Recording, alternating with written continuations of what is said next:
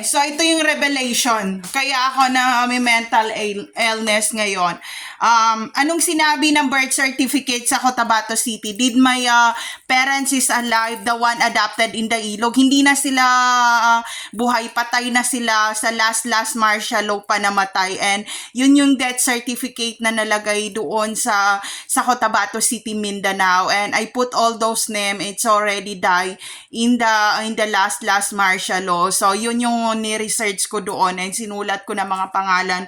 They already died, namatay na sila, and they have their record na hindi sila part ng gobyerno. So ayun, gusto sila papuntahin ng gobyerno talaga doon sa City Hall to do something na i-cleared nila yung sarili nila kung fake date ba yung ginawa nila or nagpanggap silang namatay sa Mindanao and bigla silang pumunta ng ibang lugar. So ayun, kung buhay pang biyanan ko, patay na siya. 14 years ago nang wala si mama. And yun, wala na, patay na siya.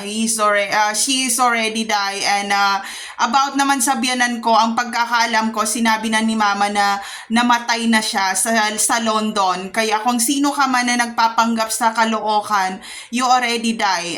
Alam ni mama, pinuntahan ni mama sa London and namatay na si daddy doon. Yun ang nalagay sa death certificate ni daddy sa London. And hindi ko alam paano nagkaroon ng another daddy sa Caloocan. So ayun, very strange yun, very question yun. And about naman kay mama, nung time na yon, ako lang ang pinagkwentuhan niya na sabi niya, Jasmine, pag namatay ako, huwag ka nang bumalik ng Caloocan na kasi wala na, ginawa na nila ako ng death certificate kahit na hindi pa ako namatay sa hospital, sabi niya sa akin.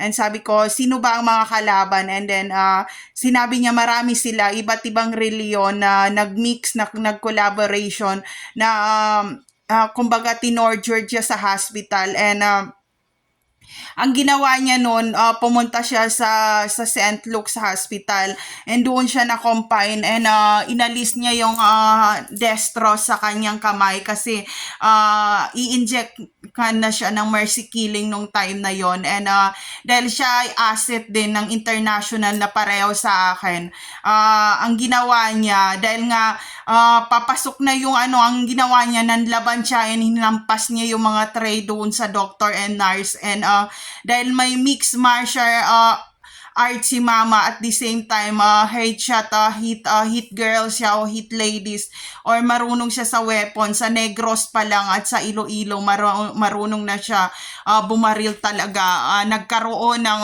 malaking hazing sa loob ng hospital, and yung glass ng hospital pinasara nila, yung kinlose nila yon, nakatulad din sa ginawa nila sa akin sa airport ng 3 days na pinahirapan nila ako, na hinabon nila ako sa loob ng airport.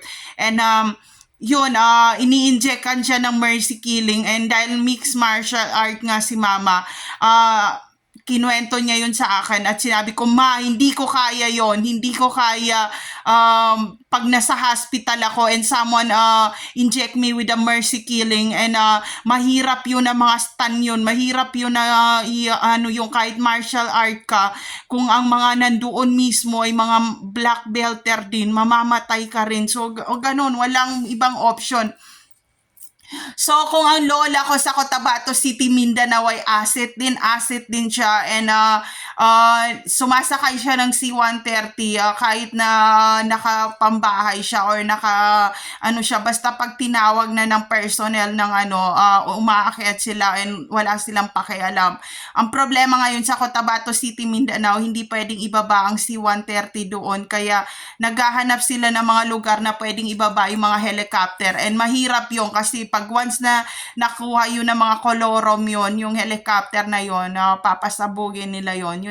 Yun ang problema ng Mindanao. So ayun, nung time na yun, nasa St. Luke siya, may mga tray na parang yung tray na pang-cremate na tray na yun, pinanghampas yun ni mama doon sa nurse at doctor na yun, and sumigaw siya. And then religyosa si mama, sabi niya, Diyos ko po, kayo na ang bahala, kasi ayaw niya maging asset, pareho kami, ayaw namin maging asset, pero meron nangyari sa amin na pinilit kami ng handler na maging asset. asset para hanapin sila. Kasi hanggang ngayon, buhay pa rin sila. And lahat ng mga ginagawa nila, ginagawa pa rin nila hanggang ngayon. Hindi sila natatakot. At ultimo yung baby, ultimo yung infant, kasama nila yun sa kumbaga, ididiin kaming lahat na international. Gusto nila pasukin ng international asset and hindi sila makakapasok doon.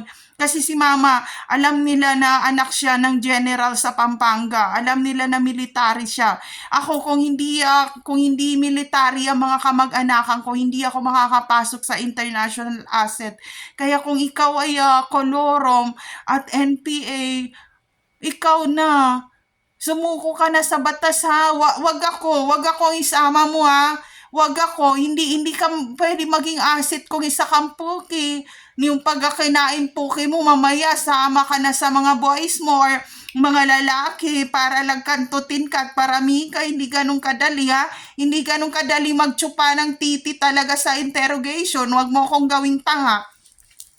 And si mama, binigyan din siya ng mental ill talaga. Meron siya nakalaban na Family Lopez sa may Iloilo. Binigyan si mama ng mental ill. And alam mo si mama ay tumagal din sa San Juan Mental Hospital. Pero dahil nga siya ay matalino at Atenista, sa Ateneo rin siya. And at the same time, general ang tatay niya sa Pampanga. And who you are? Hindi ko papangalanan kung sino sila sa Pampanga. Kapal na mukha mo, general. Dudukutin mo ang mga anak, tapos ito tortured mo. Ano sa tingin mo? Mayabang kami? Pag ako nakahuli sa'yo, question pa lang yon, baka lumawit ng kamanyakan mo. So, ayun.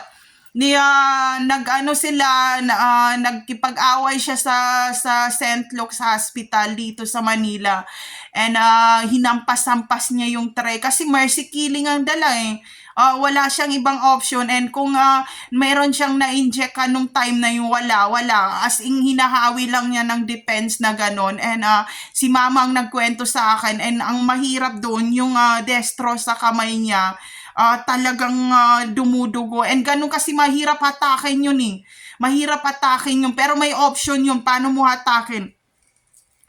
Yung needle sa kamay, wag mo hatakin, pero ikat mo na lang yung dextrose. O di kaya kung pwede mo na rin dalhin yung dextrose palabas sa hospital para may option. Ganun talaga, walang ibang option. Papatayin ka nila, pinahiya mo sila, pinapasara ang mga business nila. Saan kanila, buling kanila ng buong mundo. Hindi sila papayag na masara yung business nila. Ultimo piso hahanapin nila. So, ayun. So, targeted individual si mama. Yun yung time na nagpapaalam na ako, na sabi ko, mapunta na ako ng Mindanao kasi hindi ko na kaya. And yung aking handler na international, kinoconnect pala niya si mama na wag mo muna palabasin kasi ang dami nila sa labas. And sabi ko, na-trap na naman ako dito sa Caloocan. Sabi niya, try mo na mga 6 years to 10 years and bumalik ka na ng Mindanao. And more than 20 years na pala ako sa Caloocan. So, sabi ko, hindi ko na kaya ang trabaho. Sabi niya, kaya mo yan na, kasi kami lang nag-uusap sa bahay. Sabi ko, hindi ko na kaya kasi once na nahanap nila ako, talagang sasaktan nila ako. Sabi niya, trabaho natin yan. Mga babae tayo, hindi tayo lalaki, hindi tayo transgen. Kailangan natin ipaglaban sarili natin. And then sabi ko, hindi ko na kaya. Kasi yung kapatid ng asawa ko sa Caloocan, lagi ako yan. Lagi niya akong inaaway. Sabi ko, ayoko na, kasi sabi ko, hindi yung away na nagagalit ako, umiiyak ako. Sabi ko, masasaktan ko siya and ma-death penalty ako. Sabi ko sa kanya, kasi sumusobra na siya. Hindi ka pwede maging asset talaga kung hindi ka marunong pumatay ng tao. Yun pa yun. Yun pa yung isa doon. Pero, ibe-base mo naman yung pagpatay mo ng tao kung meron talaga silang kasalanan. Kaya, very big asset ako from Luzon, Visayas, Mindanao, and International. So, ayun. kung kayo na mga koloro, may sanga-sanga, kami rin na mga legit na asset, meron din kaming sanga-sanga. Kaya wag ako gawin mong tanga. Then, ni minsan dyan sa Caloocan, walang nagmura sa akin dyan, walang nambastos sa akin dyan. Lahat yan, paglabas ko, ate, ganyan po ate, ganyan, sana si ate Jazz, ganyan, kahit saan dyan, hindi ako binabastos talaga. Kasi, kung meron silang kailangan kay mama, sinasabi ko, ma, tulungan mo si ganito, tulungan mo si ganyan. Pero, ganun na talaga, maghiwalay kami ng asawa ko, kalmahan mo lang kasi kung sino ka mga na babae ka na involved ka sa asawa ko, ito lang masasabi ko sa'yo, sinusundan ka ni mama from Luzon, Visayas, Mindanao, and International. Sinundan ka ng Singapore, sinundan ka ng Thailand, sinundan ka ng London, sinundan ka rin ng US, sinundan ka rin sa Spain, sinundan ka rin sa Sweden. Lahat yan, sinundan ni mama yan hanggang hinika-hika na naman si mama sa pagsunod sa kanya. And sinabi ni mama na Jasmine, hindi siya nakikipagkasal itong babaeng to. She doesn't engage for marriage, but she always get the kids of those partner, kinukuha niya and bring it to the sex slave and also put it into the personnel for the attack, for the state of the nation all over the world from Luzon, Visayas, Mindanao, and International. So, ayun, mahirap yun. Kung na-mercy killing siya, hindi. Tinapon niya yung injection sa hospital and yun ang problema ko kasi nung time din na nanganak ako kay Gabi, sa youngest son ko na kay Gabi, ininjectan din nila ako ng maraming injection kasi nalaman nila na international asset ako and pinahubad nila ako and sabi ko, pwede ko ba suotin yung damit ko? And then, sinabi nila na hindi pwedeng hindi raw pwedeng suotin yung damit kasi may mga Pilipina na Pilipino na nasa labas ng hospital na from Mindanao na politician and sila yung nagdala nung isang maleta nung pera and sinabi nung mga ibang nurse doon na ibang lahi na i-assassin na ako nung araw na yun na pinanganak ko si Gabi and dahil nga marami na silang na-assassin doon sa hospital, hindi nila nagawa yun. And ayun, sobrang hirap no kasi habang injection nila ako, lumulobo ang katawan ko kasi nga steroid yung ini-inject nila.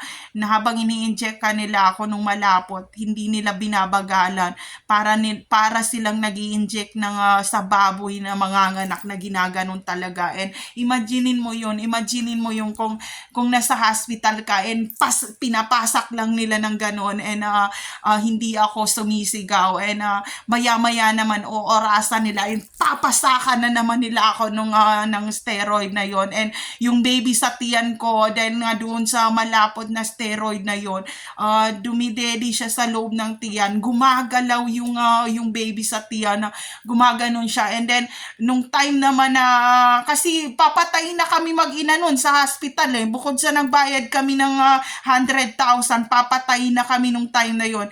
Tuwing ilalagay nila yung heartbeat doon sa bata, yung heartbeat ng bata sobrang talagang ganun kasi nga mamamatay rin dyan sa loob wala kaming option. Tapos yung oxygen na binigay nila, sleeping pills na oxygen yun, inaalis ko and inuorasan ko rin siya and hindi ako nangahagis ng lahat ng gamit. Inaalis ko lang siyang ganon. And mamayaman naman, within 2 hours, pasakan na naman nila ako. Nakailang pasak sila ng steroid sa akin. Sobra tense to, 14 injection yun. Imaginin mo, kaya paglabas ko, lubong-lubo na ako nun. Lubong-lubo na talaga ako, hindi ako makalakad. Then sabi ko sa asawa ko, ayoko ng wheelchair pakialis yung wheelchair kasi ihahampas ko yung wheelchair. So ganun din kay mama, pag naglaban si mama, i-inject nila yun sa private hospital yun ng sleeping pills yun. Kasi nga, tapos biglang lalaban siya and dahil ako lang napagkwentuhan niya about acid, ang sinisigaw niya doon Hero, Gabi, and Jasmine.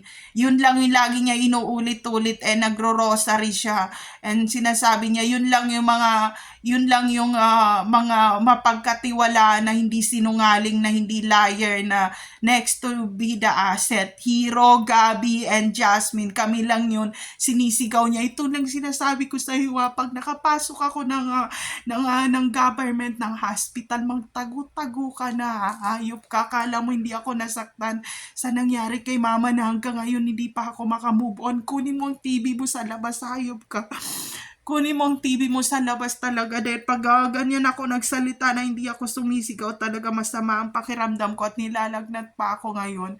Maghintay-hintay ka sa ginawa mo sa biyanan ko, hindi pa tayo tapos. At ganun din ang ginawa mo sa lola ko, dahil nagsumbong ang mga kapitbahay namin, sinundo mo ng COVID yung lola ko para ipakremate, magtago-tago ka na talaga, dahil papasok pa ako ng Cotabato City, Mindanao.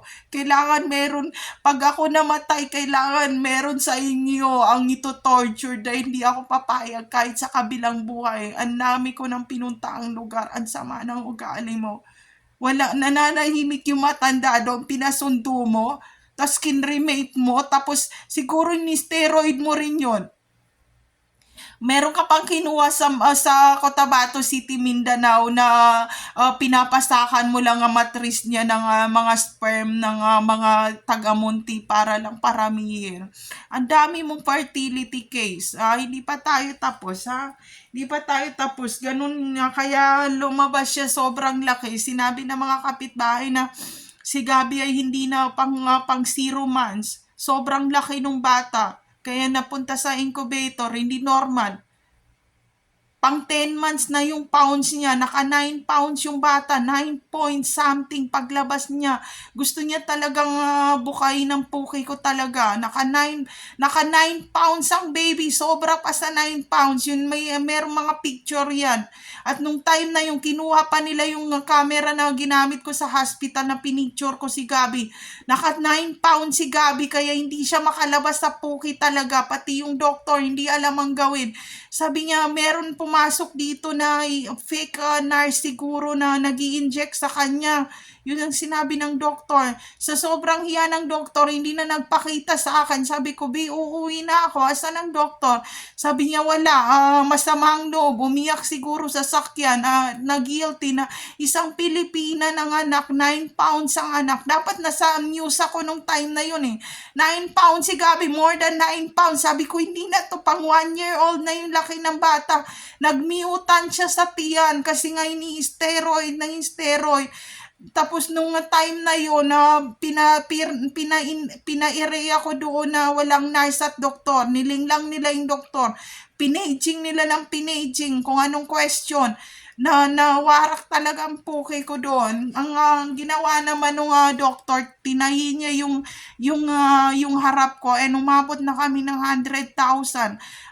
Tinotal nila yung steroid plus yung patahi ng puki doon. Dahil nga, ang tahi ng puki ko hanggang sa puwit na, kaya hanggang sa puwit tinahi talaga. And meron pa doong nurse sabi, ang haba nung tahi, sabi niya, common sense, sa liit niya na ganyan, na 5 something lang yung height, magkakaroon siya ng anak na 9 pounds. Imagine niyo yun. Sabi niya, kakagilty, hindi siya Arabo. Mga Arabo, mga matatangkad yun. Dahil nasabi ko na dito, putang ina mo, hayop ka. Hindi ko na to i-delete talaga, Huwag akong ipa-clinic mo, Magtago-tago ka na, hayop ka, Yun ang sinabi niya, ang mga ibang lahi raw, hindi na raw ganun. Sobrang laki ng bata, hindi na raw magkakaanak ng ganong 9 pounds. Si steroid ang dahilan. Kung nadulas ako dito, hanapin mo kung anong country yung sinasabi ko. I expose all of you people. Gago ka. Terror ka, torturer ka. Sobra pa sa 50 Shades of Grey ang ginawa mo sa akin, hayop ka. Magtago-tago ka na, hindi masama ang pakiramdam ko. Ayaw kita makita. Magsabi ka ngayon, paano mo death certificate si daddy at si mama sa London? At meron ka mga tao na dinala pa doon sa London na taga Mindoro para naman sa petition na maging London citizen sila. Hindi mo ba alam kung paano pagkuha ng green card? Hindi ganun kadali. Hindi ka mapipetition ng ganun kadali kung wala kang background na education. Yun lang sinasabi ko sa'yo. Papahabain na natin to. Kahit anong gawin mo sa akin, honest review ako. Alam ni mama kung taga saan ako. Alam niya kung saan ako nag-elementary, high school, and college. Mahirapan ka sa akin. Pangit na kung pangit, pero hindi mo ako kaya pabagsakin. Wag mo kung anuhan na gusto mo si ganito, gusto mo si ganyan. Do what you want. Who cares? Who cares, ha? Wag akong gawin mong tanga. Wag akong gawin mong tanga. Puntahan mong gusto mong puntahan. Who cares, ha? Pero yung fake death certificate mo, mga tao, hindi normal yon. Hindi normal yon. Sinasabi ko sa iyo, hindi normal yon. Masama ang pakiramdam ko ngayon, and wala ring nagbe-view sa lahat ng pinopost ko sa YouTube, sa social media. Naka-close ang Instagram ko, naka-close ang aking ang TikTok ko, naka-close ang YouTube ko. Imaginin mo yon, for one day, makaka 1 view ka na lang. It means may nagmo-monetize na lahat ng mga ano ko. So, kailan mo ko gigilitan talaga? Yung gusto mong gilita, tanungin kita, paano mo din-net certificate si mama at si daddy sa London?